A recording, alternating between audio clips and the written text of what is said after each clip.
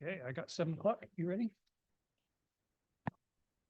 All right, welcome to the 7 o'clock showing of the November 18th Battleground City Council meeting. Please stand for the pledge if you're able.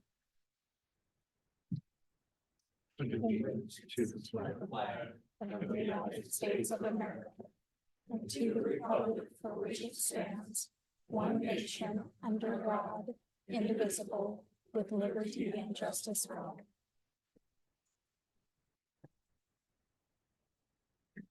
Roll call, please. Mayor McCoy, Here.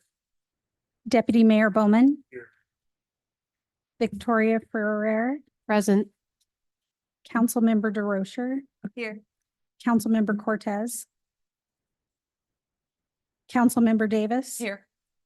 Councilmember Overholser. Here. The roll has been called. Councilmember Cortez just did let me know that he wouldn't be able to make it tonight. Motion to move to excuse Councilmember Cortez. Second. Motion by Deputy Mayor Bowman, second by Councilmember Ferrer. All in favor? Aye. Aye. Any opposed? Agenda approval. Any council members see a reason to amend the agenda? Now would be the time. Otherwise, I'd entertain a motion for approval. Move to approve. Motions by Councilmember Ferrer, seconds by Deputy Mayor Bowman. Any discussion? Seeing none, all in favor? Aye. Aye. Any opposed? Passes unanimously. Brings us to council member reports. I'll let you start it off, Councilmember Ferrer, with Echo. Do you have a report? Yeah, real quick. Right now, Echo, the current issue being addressed is the calling of severe weather event and the response, especially with the coordination and communication between Council for the Homeless and CRESA.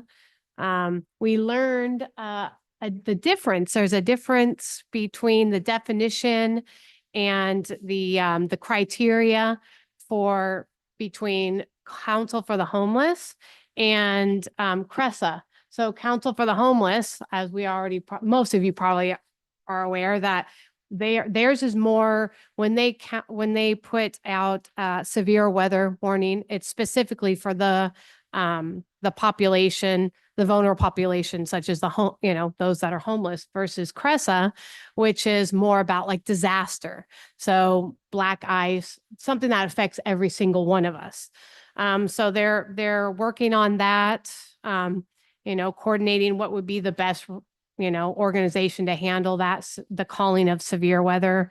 Right now, it currently is, most of it is being handled by the Council for the Homeless. And then they're in the middle of, again, legislative priorities. All the cities are coming together to address what their legislative priorities are. Still working on that. And then we got an update for the local homeless plan that per RCW, every jurisdiction is required to have a 5-year homeless plan or a homeless housing plan. And that plan must be adopted by county council and submitted by Commerce no later than December 2025. And then, and obviously that plan is aimed at ending homelessness by housing the unhoused. And lastly, that would require, my understanding is, a coordination under the comp plan with zoning and development.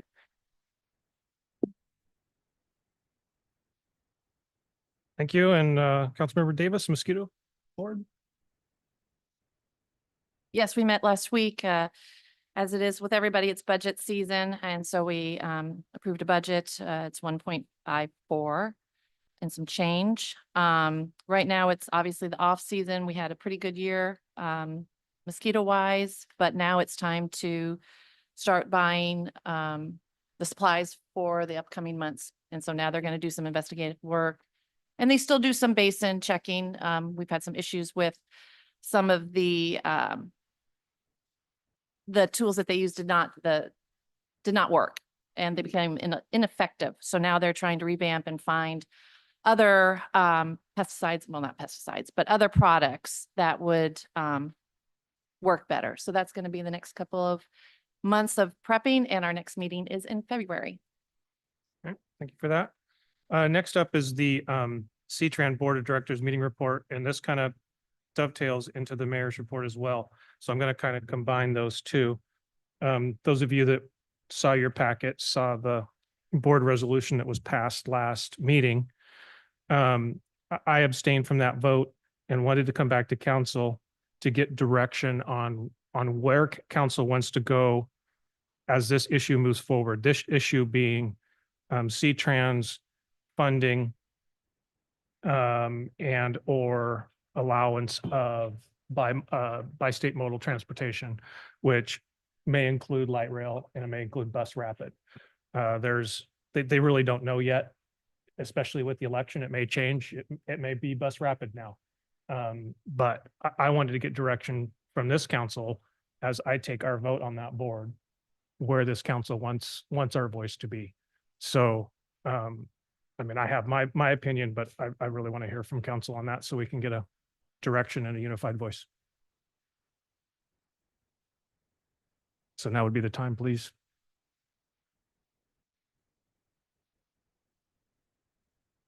Go ahead. Davis. Can I say something? Okay, I guess I'll go first. Thank you for bringing this to us. It's good information. I am against any kind of funding or support of any kind of rapid or light rail.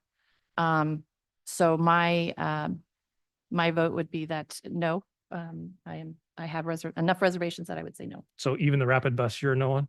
No. Okay. I'm good for rapid bus transit. They're already doing it. So, and I know it's gonna have a component, but I don't think it matters. But I think they'll do what they want to do, but I would be more in support of the rapid bus transit. Councilmember Rushers. So I support bus rapid transit. I do not support TriMet coming into Washington.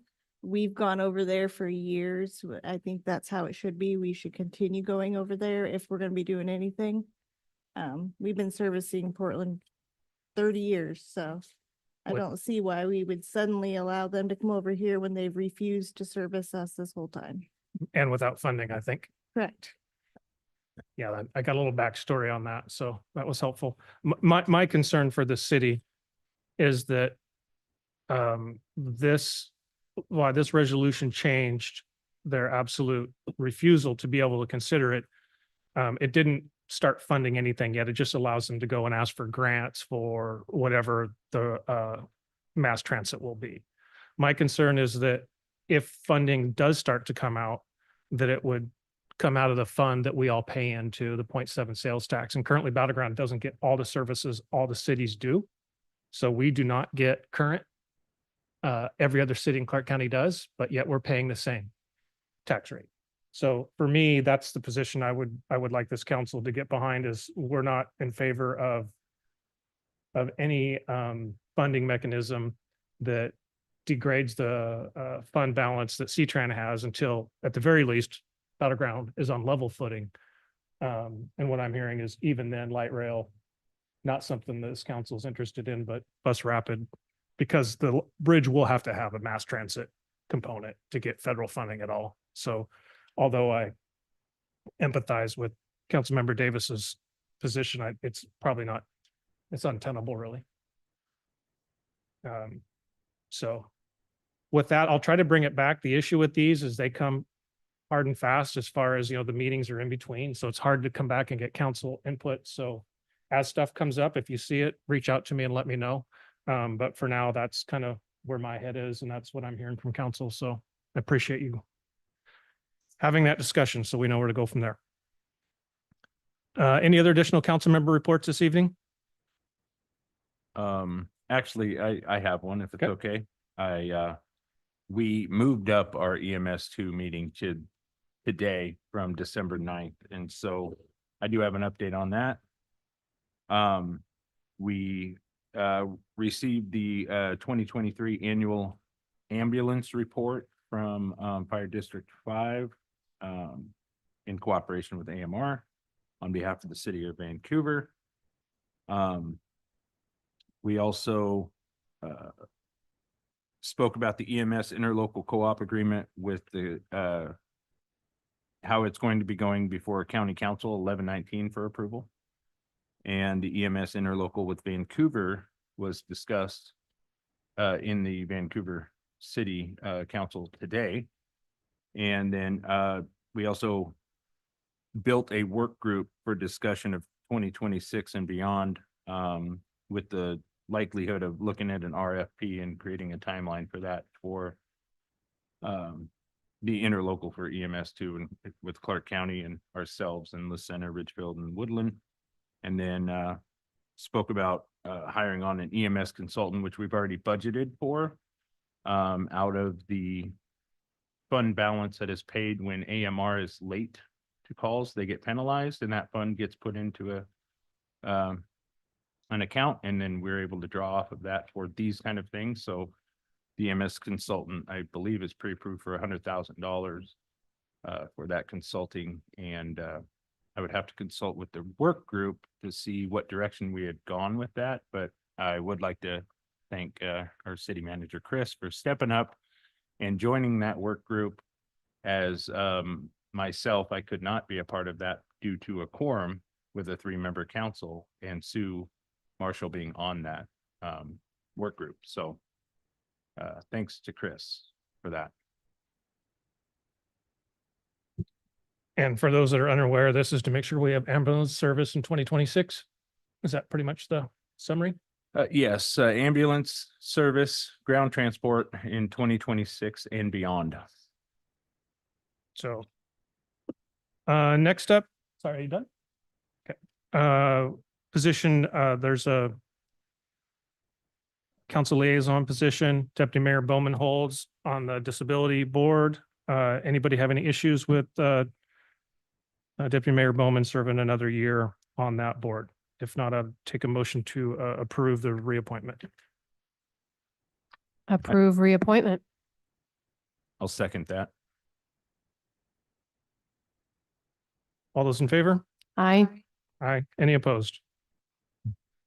We'll go through a few more of those. Councilmember Davis has graciously offered to stay on the mosquito board for another year, so that one will probably be coming up in the future as well. Brings us to presentations. Any presentations today? No? Okay. And council communications. So we will now open the meeting for citizens communications. Individuals are limited to 3 minutes to provide comments. The total time for public comment should not exceed 30 minutes unless extended. This is an opportunity to hear from members of the public in a limited public forum, not an opportunity for extended dialogue or comments. Please refrain from derogatory remarks, personal attacks, campaign speeches, and applause. Although the city council desires to allow public comment, the city's business must proceed in an orderly, timely manner. Please direct your comments to the mayor. The council may not be able to respond to individual comments, and we may refer you to a staff member for assistance. If you have handouts, please hand them to the clerk just to the right of the podium. And thank you for your understanding. And I'll try to put these in order of topic. So while I do that, we'll start with the first one. Wynn Gersich, you're up.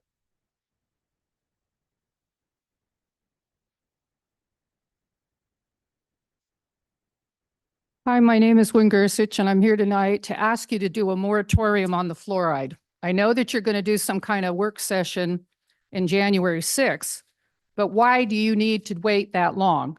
All it takes is your word to just tell the water company not to put the poison in the water, because you really can't prove anything even when you do your study session. You have the Harvard brain damage studies. Do you have a toxicologist in here that's going to repeat the studies so you can wait till January? And why are you waiting so long? Like I said, you need a moratorium now. The number one thing in medicine is do no harm. You know perfectly well what that fluoride does. It causes all kinds of bone disease. It lowers IQs. And I pay property taxes that pay for your schools. And I've been to your school boards, and believe me, I was horrified to find out the grades and how they teach. I mean, I'm just amazed, because I was asking these special ed teachers, I says, why don't they go down and tell the mayor to stop putting the poison in the water if it's lowering these children's IQs? But they're waiting to get money from the state because they get more money if you teach special ed. Is that the reason not to come down here until you quit poisoning the kids? And you know what I really want to see is that, we got PFOAs in the water and you're getting the recycled water from Clark County and putting it in your wells. And the F in PFEA or PFOA, there's 10 of those. Anyway, these things with the forever chemicals, it's all over the Epic Times right now. How it's all, and I gave you a chart of where it all is too. Through the whole United States, most of our water is contaminated. And the money that is cost to take this stuff out, they just gave Melnick $1 million, our health official, to study racism in healthcare. Well, guess what? They have on The Truth About Cancer, they're having a whole series right now that are telling you all about the racist stuff, and it costs $97 to buy these CDs that he doesn't need $1 million. You could take that $1 million and help get the PFEAs out of the water or replace your water and sewer lines. And plus the fact, a lot of people have lead poisoning because when you add corrosive poisons in the water, it leaches lead from the pipes. And any pipe that has not been replaced, you've given people lead poisoning too, which also lowers IQs and makes people mean. So I really think if you could do anything, I would insist that you stop this now.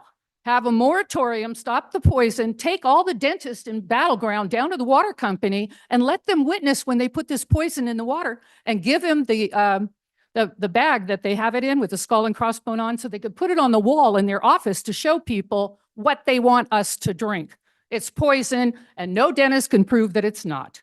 So please do a moratorium and read this book, The Pfizer Papers, because nobody should be taking any more shots. This will indict Gates. This book has Thank you. everything Thank in you. it that That's nobody that's should be your time. taking any That's more your time. shots. Next up, we have Deborah Taylor.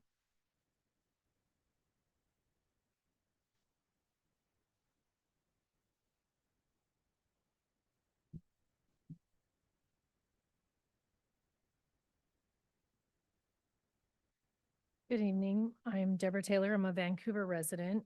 I am here today to bring awareness to my community regarding a man named Keegan Anderson, Anderson Excavation Services LLC, that lives and conducts business in our community, and he lives in Battleground. This man deceives women, many women to date. He cheats, clients and agencies in our community. He uses other people's credit cards, has his clients pay him with cash. He has no contractor's license, no bond, no insurance, pays little or no tax, and avoids child support orders ×3 for years, and recently arrested on those warrants in Battleground. He drives with a suspended license. Warrant for his arrest for the child support continued because he didn't go for his arraignment. And who knows what else.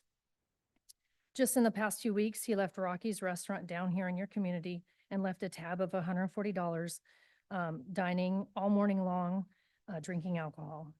I believe this man is involved and has committed theft by deception and is an exploiter. Keegan uses people and situations to gain financial benefit, manipulation and deception. He took advantage of me and other women, took advantage of clients and local companies and of our system. I'm currently working with Vancouver PD and LNI. I have now received a full protection order for my life for domestic violence and financial abuse. I'm in fear for my safety and my family. I don't even stay at my own home. I'm in a great loss financially and devastated.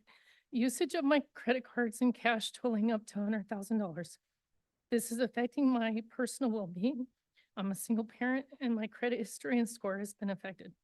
Clients of his, which I've only known for 8 weeks of clients, but there are 4 of them in the Battleground area, are a huge loss as well. Unfinished jobs and damage to their properties. There are also 3 women moms at loss of child support in the Vancouver Clark County system. And this man plays and manipulates the system for years. This is all very disturbing and totaling hundreds of thousands of dollars of losses to people in our community. My intention is to make my community aware, and hopefully this awareness will prevent future loss to others. You may be questioning how all these different situations are involved. My credit cards were used on various job sites to fund Keegan Anderson's clients and the work he was performing. As I looked into his court records and with LNI, there's many things, discovering there's child support orders with a long history and warrants info. I support single mothers and the well-being of these children in our community. I'm trying to work with Vancouver Police Department Department of Labor and Industries, and many other agencies as they are involved. At times, it's been very discouraging with lack of response and support. I'm available Thank- to give Ms. my Taylor. contact information. I hope the agency involved Ms. and the law do not fail any of us. I Ms. ask, Taylor, can I just please finish? I just very have a quickly. couple more sentences. Just 5 seconds.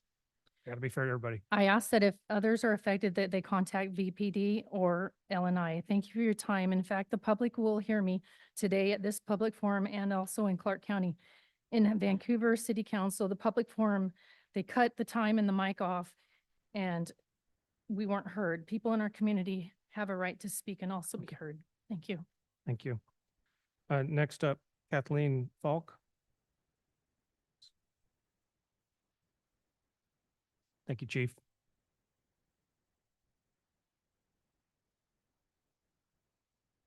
Good evening.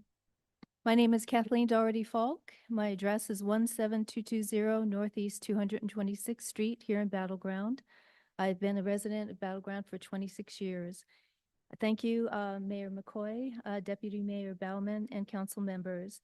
I would like to just make mention of the preliminary budget that's being considered for 2025 and with consideration for the parks. So Battleground has over 200 acres of parkland, and we know many of the parks, and Kiwanis Park and the Skate and Bike Park, and also the Battleground Village Park. And what I wanted to mention tonight is what we've been kind of hoping for many, many years, and that's Durkee Park, Durkee Trail Park.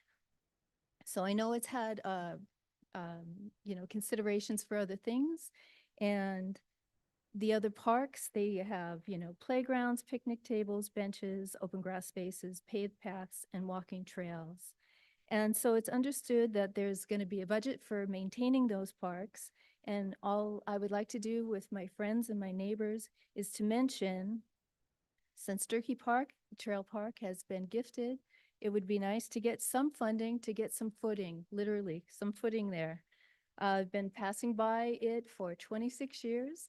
And what I would like to see envisioned there is, even a gravel driveway, parking space with good drainage, a path that maybe, has a gate for the community for dusk to dawn.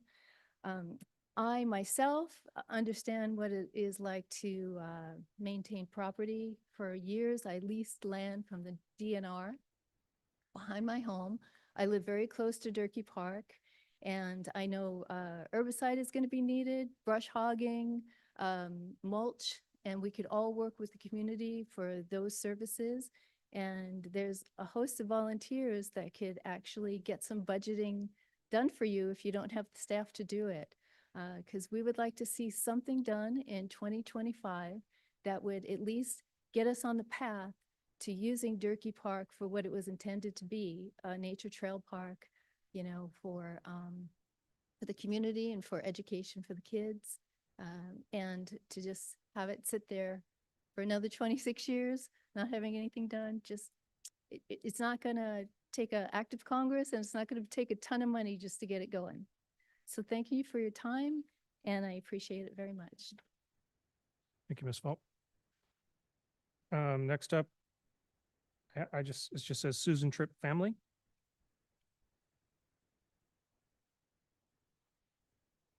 Good evening, Honorable Mayor, members of the City Council. I'm Susan Tripp. I represent the Durkee family, and for the sake of time, I'll read my comment.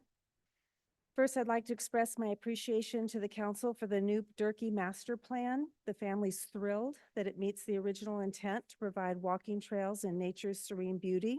It's also the simple, cost savings, low maintenance plan requested by the family over the last 5 years to allow the park to open sooner, not preventing future phases like restrooms or picnic tables. The family is hopeful that Durkee Park will open in 2025 after a long 33-year wait. It was deeded to the county, as you may know, in 1992, and then 20 years later to Battleground in 2012. The donors' children are now in their 80s and have children and grandchildren. My drive is just to see the park opened in their lifetime. I also want them to see Battleground residents benefiting from their mother's gift. the kids of the donors all have such fond memories of R.S. Durkee, their grandfather, and helping out on that family farm. Their mothers, the donors, were my father's favorite cousins that I met when I was a child. They grew up on the 40-acre farm. It grew pears, filberts, and holly, was shipped nationwide, and had typical farm animals. These donors' two sisters became teachers like their father, R.S. Durkee, who was also the principal of Gravel School and the superintendent of Clark County Schools. R.S. Durkee served on local canning and state farming boards. The family loved and helped develop the city of Battle Ground. In this history book, Battle Ground in and Around, Durkee's on 8 separate pages. They were instrumental in bringing electricity, evidently, from Hawkinson. The family wants to donate interpretive panels on the park that will celebrate Battle Ground's rich farming, canning, and dairy history, which is now over 100 years old. And Battle Ground residents often say they want to retain Battle Ground's rural roots and feel. And so we think celebrating the farming history would be a really good way to do that on a farm. My grandmother's sister married R.S. Durkee, and we are a family of campers, hikers, and dog lovers who appreciate walking and hiking in nature. 1 mile east of town, this is an ideal distance for a complete change of scenery on a lunch break or after work or after school. And it's likely only Battle Ground residents will know about and use the park. There's no road noise heard when you walk this property, and it does have a view of Mount Hood. The location supports physical and mental health, and we all need more of both. The neighbors, and you just heard from one, have been patrolling the land for years and keeping out the vandalism and the trespassing. They're very dedicated to the property and would continue to be so. When asked to be patient until the pros plan was Thank you, done in Susan. 2020, the family was thrilled to see 93% of the residents surveyed wanted new walking and jogging trails Wrap as it their up, number please. one priority. So I'm asking for the park to open. Thank you for your time. Thank you, Susan. Next up, Dorothy, I'm going to butcher this last name. Ocean? I don't do French. Sorry, I can't do it. It's Boshen, like ocean. I wouldn't have got that in 10 tries, but Thank you, Mayor McCoy and City Council members for this opportunity to speak out. Also in support of the approval of the budget and master plan to open for public use, Durkee Nature Park that was deeded to the City of Battle Ground some 30 years ago. I live here in Battle Ground on Hyson Road. My father and mother, Willard and Deborah Brown, lived in Battle Ground for more than 50 years, having moved their family here, including me, in 1968 from Connecticut. My father was actually relocating back to this area as he and his family had moved from Portland to live in Yakult during the 1930s. Both my parents were very active in Battle Ground during their lives and loved the place, their home, and their community. They passed away in 2016 and 2017, both in their mid-90s. I moved from Battle Ground in 1977 to attend college after graduating from Battle Ground High School.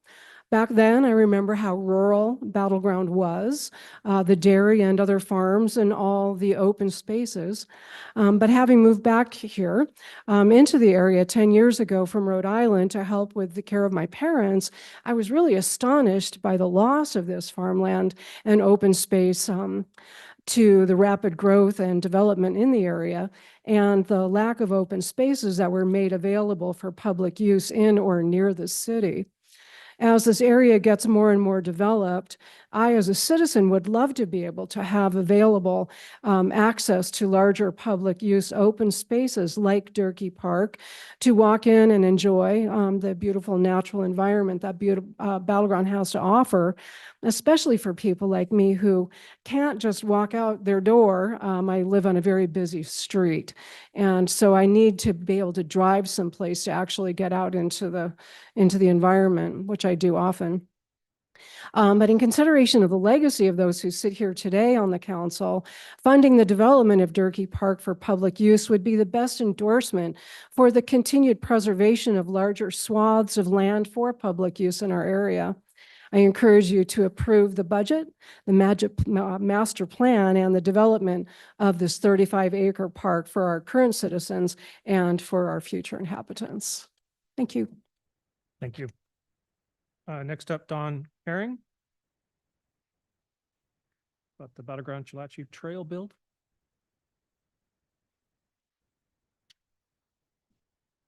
Hi, my name's Don Herring. Thank you for allowing me to present to the council tonight. I've lived in, not Battleground, but the Cedars neighborhood, which is now part of Battleground for 40+ years, with my wife Martha, who's accompanying me here. I'm recently retired and avid bike rider, and I'm coming to you with, and I want to thank Mark Herzig. He informed me about the opportunity tonight to come and speak to you.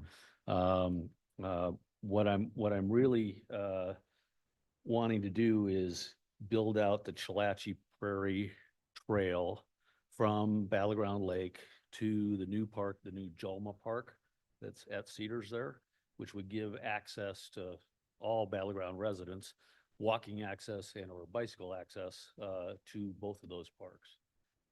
And I understand that the mile or so section that was done, I'm not sure how long ago it was, from Battleground Lake towards here, doesn't get used a lot because it really doesn't go anywhere. But I would like to establish that park to have a corridor basically north to south from Cedars to Battleground Lake for all the citizens of Battleground. And I'm retired and willing to jump in and do a lot of work.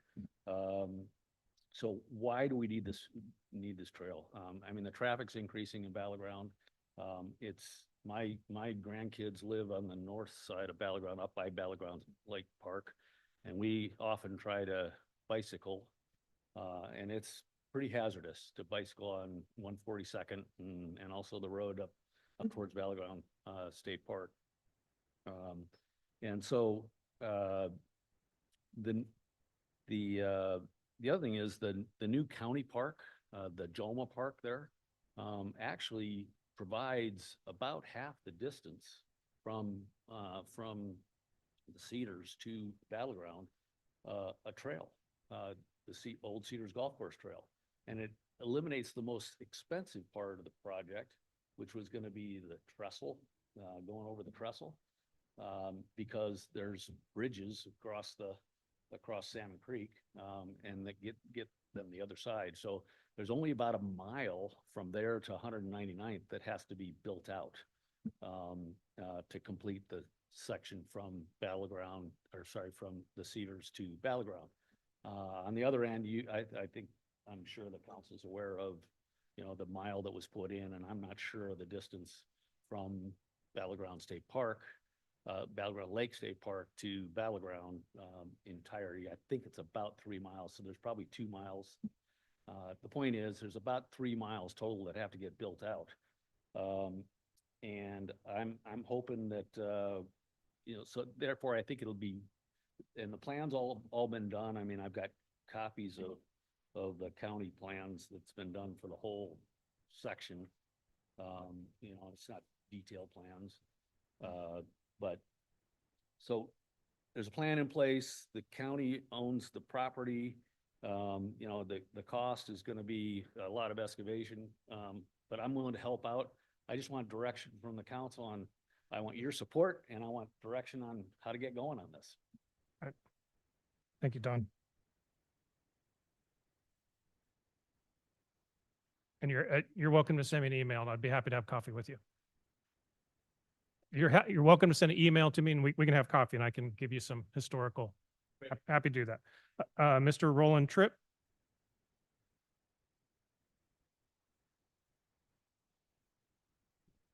My name is Roland Tripp. I'm speaking in support of the Durkee property. Not only is it delightful that the council's moving forward with it, I'm speaking about encouraging you to move it to a high priority so that the people who are still alive can see it happen in their lifetime. I've been married to Susan for 37 years, and soon after Susan discovered this Durkee property, she began talking to the city and about getting this park opened and following the family's intention for this park. And that is to protect open space with trails and trails in a beautiful setting. For the last 5 years, Susan has been engaging herself and others in support of this park, and she's been doing this since 2019. She gained agreement for trail donation, parking lot donation. She worked with the retired forester and battleground resident Mike Robinson on a plan to present to council that included the Louisville Rotary Club adoption of the park to help maintain the trails. Susan has nothing to gain personally. She is simply trying to do right by her family. Her focus has been on the cousins that she knows in the Durkee family, and through marriage to her, I'm a very distant member of that family. So they're in their 80s now, and they would love to see their mother's donation come to fruition. After 33 years of no public benefit, first, I'm thinking the property probably has increased in value a little bit along the way. This generous gift of 34 acres, I joined Susan in respectfully asking the council to make the opening of Durkee Park in 2025 a priority in the annual capital improvement budget. I asked the council to respond to what the battleground residents named as their #1 priority in the citywide 2020 surveys by adding these new walking and jogging trails in 2025. So the council has several factors you've got to take into consideration with financial, and there's mechanics, and there's many practical things. So what this is asking you to consider the intangibles.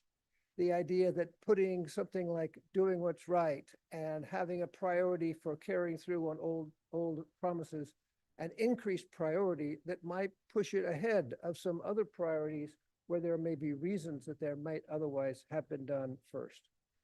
So I support Susan in the importance of the donors' children and grandchildren participating in a ribbon cutting, and also assuring that this family farmland will be preserved and enjoyed by these battleground residents as this city continues to grow and build. Thank you, sir. Next up, Bruce Burns.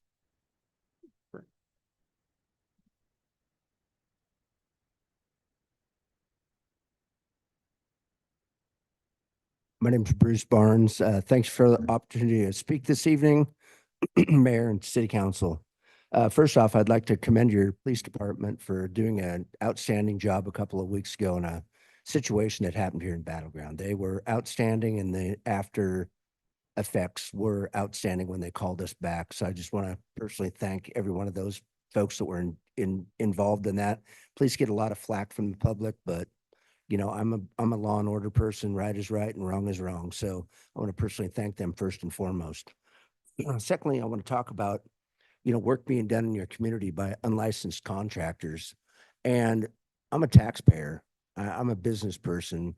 I'm an electrician. And when something gets done electrically, it's got to be inspected.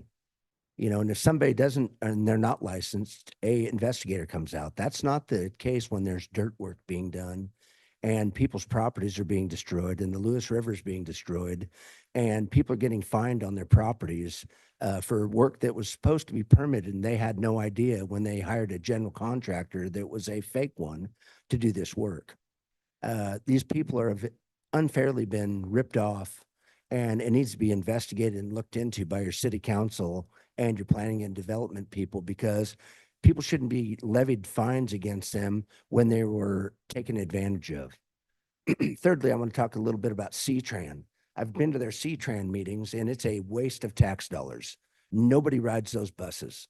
Okay, you'd be better off to have Uber rides and have people be able to go where they really wanted to go instead of sitting in the pouring down rain waiting for a bus to show up. When I see all the buses in Vancouver and Clark County, they're rarely have maybe 5 or 6 people on them. Most of the time there's 3. With the millions of dollars that goes into C-Tran, in the amount of employees, and look what they've just done to Fourth Plain for a one-lane road now and the other lane's buses for nobody to ride on. It makes no sense to me. You know, and I'm certainly not a fan of light rail after being in Portland a lot as well. But I just want to say I appreciate your time. I love this community, but we need to do some things to, you know, to fix some things in the community in Clark County and the city of Vancouver. And first, you know, mostly I appreciate my freedom of speech. I went to the city of Vancouver and they took all public speaking away for almost 2 years. For what? And I come here and I have public speaking and I can say what I'd like to say. It's on CCTV. Everybody gets to hear what I have to say. That's called freedom of speech. When you're taking people's freedom of speech away, what do we call that? You know what I mean? It's a violation of your civil rights, number one. There's a Open Public Meetings Act in the state of Washington, number two. We got to do some things to address that stuff. And this is my way to get that out. And I appreciate your time. Thank you. Thank you, sir. Appreciate it. Next up, Ally Strepason for, do we have any other?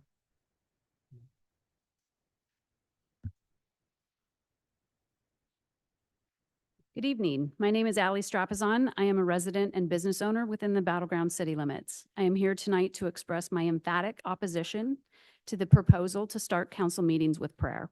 There is a separation between church and state for a reason, and despite what some people believe, it is not solely to keep the government from controlling the church. It's also, and maybe more so, to keep the church from controlling the government. If there is something missing to, start us out on the right foot, might I suggest it is a land acknowledgement at the beginning of council meetings. It makes much more sense since this city's very name is intimately tied to the ancestors of this land, and most of its current residents don't even know this recent part of this region's history. So given that it is now the middle of November, Native American Heritage Month, and honor has yet to be given this or any other month, I would like to take this time and opportunity to acknowledge that this very land on which we live, work, and meet this evening was inhabited by multiple indigenous tribes, including members of the Cowlitz and Western Klickitat, and a migration region for the Chinook, who are still fighting to regain federal recognition after it was rescinded in 2002. The Siletz, Grand Ronde, Cayuse, Umatilla, and Walla Walla peoples, who were all faithful stewards and protectors of this land, its waters, and all its co-inhabitants for hundreds of generations before their colonization and assimilation.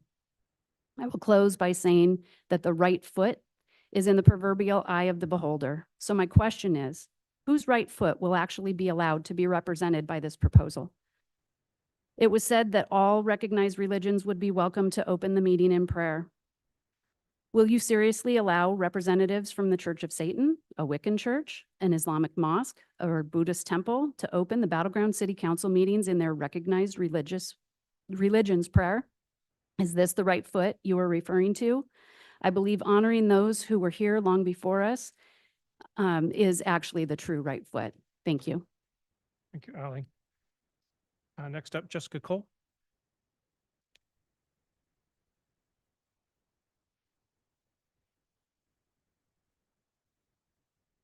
Hello, council members. My name's Jessica Cole. I'm here to address the double standard and how some of the council applies what is deemed controversial and not for all when making decisions.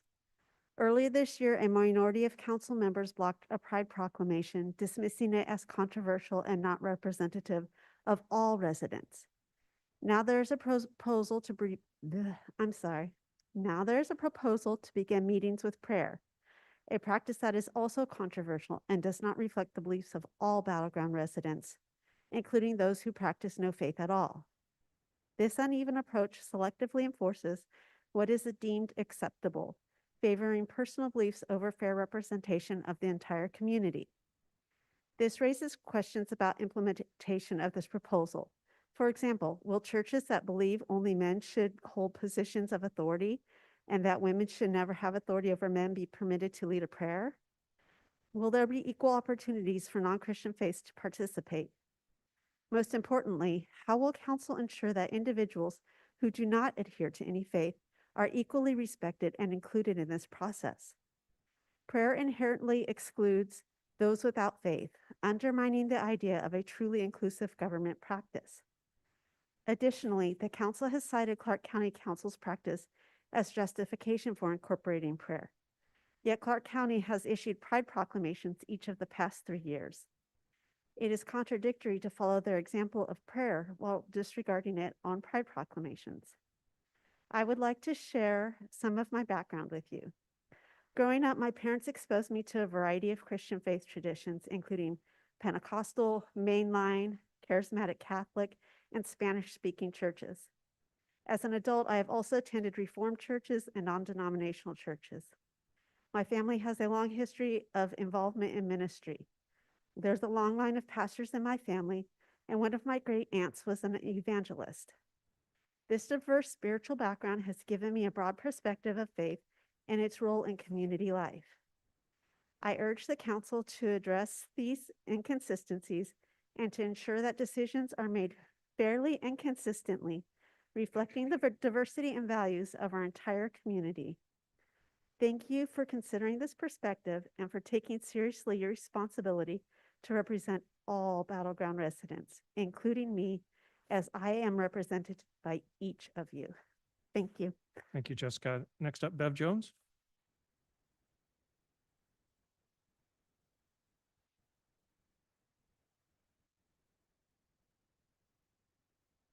Hello, I'm Bev Jones. Thank you for this opportunity. And I am here just to voice my concern over the requested prayer before city council meetings. I do not agree with this, very concerned. And I do believe in separation of church and state. I just ask that you take deep consideration of this matter. Thank you. Thank you, Bev. Anybody else wish to address council? And do we have anybody online? Okay. Seeing no hands raised, that will conclude the citizens communication portion of the meeting. That brings us to consent agenda. Now would be the time when anybody on council can remove anything from consent agenda. Otherwise, I would entertain a motion to approve. Motion to approve consent agenda as is.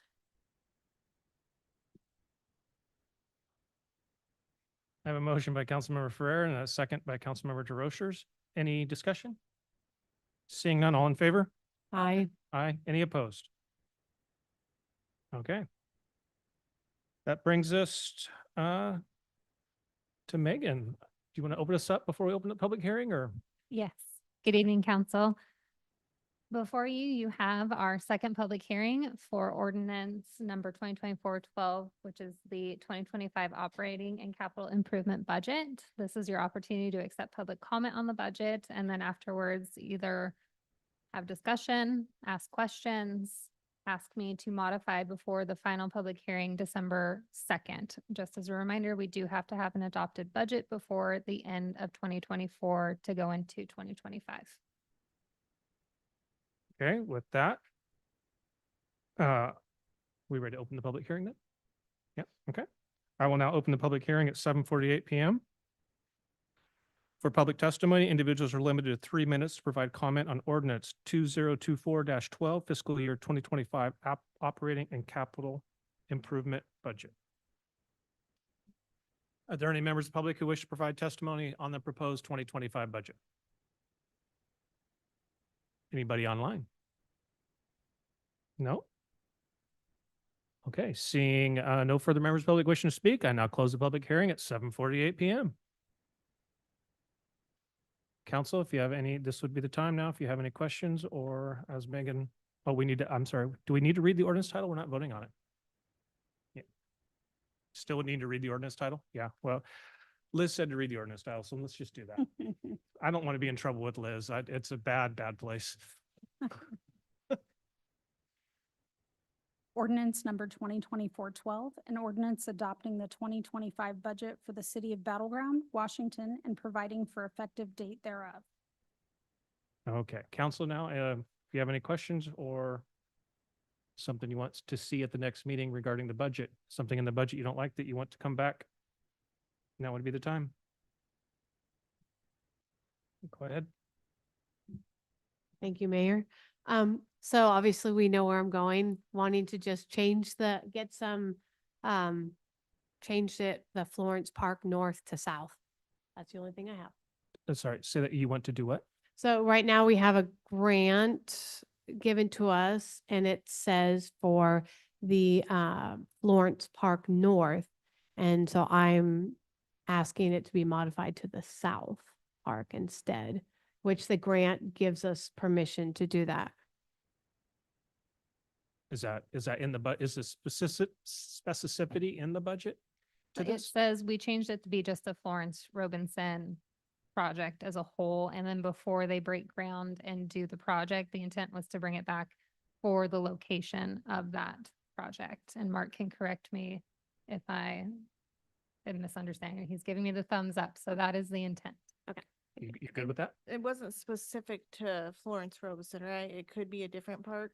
It has I to. believe No, it had has to be to in be. Florence Robinson just because that was what the state put in the Okay, 'cause I wasn't- appropriation as part of the grant. I know it was uncertain for a while Mhm. there, so you're saying it has to be one or the other?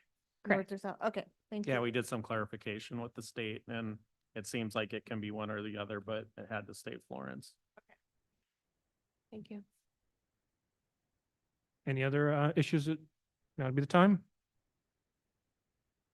Okay, we will consider the approval of ordinance 2024-12 at the December 2nd council meeting. This brings us on to the next one, and this is, again, just Megan. It's that time of year. So before you have resolution 2024-12, which is our fee schedule for 2025. This is the same fee schedule that we had our public hearing on at our last meeting, and it is up for a motion this evening for approval unless there's any changes that you would like to see. Okay, so what we'll do the same procedure again. No, wait, there's not a public hearing on this. I'm sorry.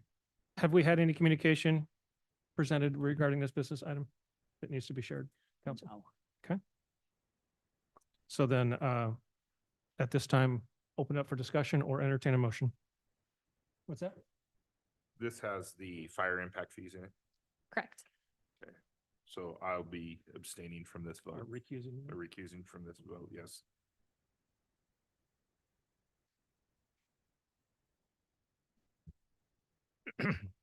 Okay, any questions on resolution 24-12 fee schedules from the council? I would like to make a motion, move to approve the resolution 2025 fee schedule as presented. Second. Motion by Councilmember Overholtzer, second by Councilmember Ferrer. Any further discussion? Seeing none, all in favor? Aye. Aye. Any opposed? Carries 5-0. All yours again. So Ordinance the last 24. item of this evening for revenue sources is our ordinance number 2024-11, which is our property tax levy for 2025. And it is presented to council at the 1%, which is a 2-cent decrease in the levy rate from 2024. And if council would like, they can adopt as presented, or they can modify the ordinance to be a different percentage less than 1%, but we do have to approve an ordinance for our levy or we lose it. So we have to get it to the county by the end of the month. Councilmember DeRochers. Yeah, just a clarifying question. If we, so taking the 1%, we're not actually raising taxes, right? Because the taxes would have gone down. So we're just leveling up, kind of. It's not actually increasing the total value per Correct. taxpayer.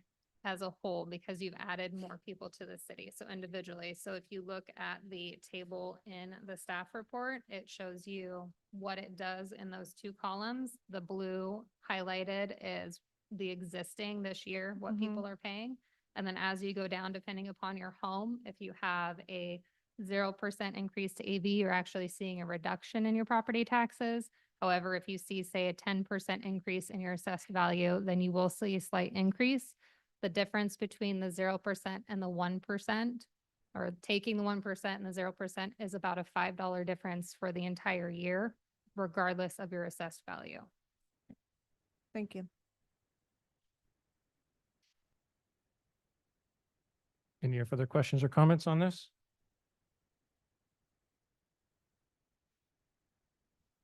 not, I'd entertain a motion and Move to adopt ordinance 2025 property tax levy as presented. Second. I'm sorry. Eric, second. Motion by Deputy Mayor Bowman, second by Councilmember Overholzer. Can we do a roll call on this, please?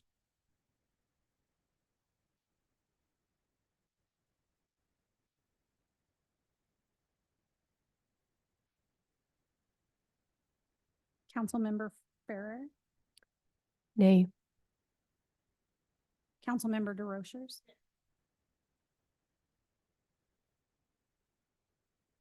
Councilmember Davis, No. Councilmember Overholser, Yes. Deputy Mayor Bowman, Yes. Mayor McCoy. Yes. I show that passes by a vote of 4-2. I That believe we have, concludes the, did we read that by title? We did not. I'm sorry, what? We didn't read the title. We Oh, didn't I'm read sorry. it. We need to read title. I don't have that on there. Could we please read the title? Ordinance number 2024-11, an ordinance levying the annual property tax to provide revenue for the city of Battle Ground, Washington for the fiscal year ending December 31st, 2025. Actually, we did have it. It's just not in at that point. So are we good then? Okay. Sorry about that. Was my mistake. It was on here. Sorry, Liz, if you watch tomorrow. That brings us to administrative reports. I'm just trying to stay out of trouble. Thank you, Mayor. Just three things. First, the season greeting sign you probably saw last week. If you drove down Main Street, that we had Tappanese and DJs Electric help us out with installing those new poles finally. Staff was made aware this morning that Clark Public Utilities will hang the season's greeting sign on November 30th. So that's, I think, traditional, the Thanksgiving holiday weekend. We were hoping to get it hung up this Saturday, but they called to inform us it'll be on November 30th. So second thing is that the city is moving forward with a company called ETC Institute. It's a data analysis company that specializes in community surveying. And our hope is obviously to become better acquainted and aware of the community's position on matters that are important to them so that we can roll that forward into any kind of strategic planning and help us in developing any policy recommendations. This company uses statistical analysis and objective data, so we're looking forward to working with them. And lastly, as you know, City supports a fantastic employee wellness program, which is intended to improve and promote health, fitness, and well-being. Last Wednesday, our accounting assistant, Tenley Stedman, did a great job in planning and organizing an employee dodgeball tournament. And we too, of course, had to play with those small Nerf balls so that no one would get hurt.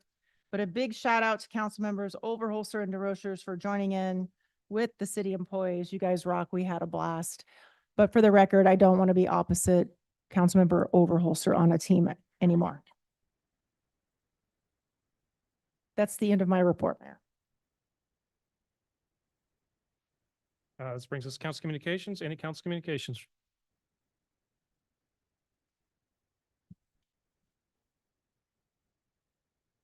Seeing none, our next meeting will be Monday, December 2nd, study sessions at 6 p.m. with the regular meeting at 7. This meeting is adjourned at 7:58 p.m. Thank you. We do. Yeah, closed door behind us. Whenever it's exempt, so there's no, just take your break.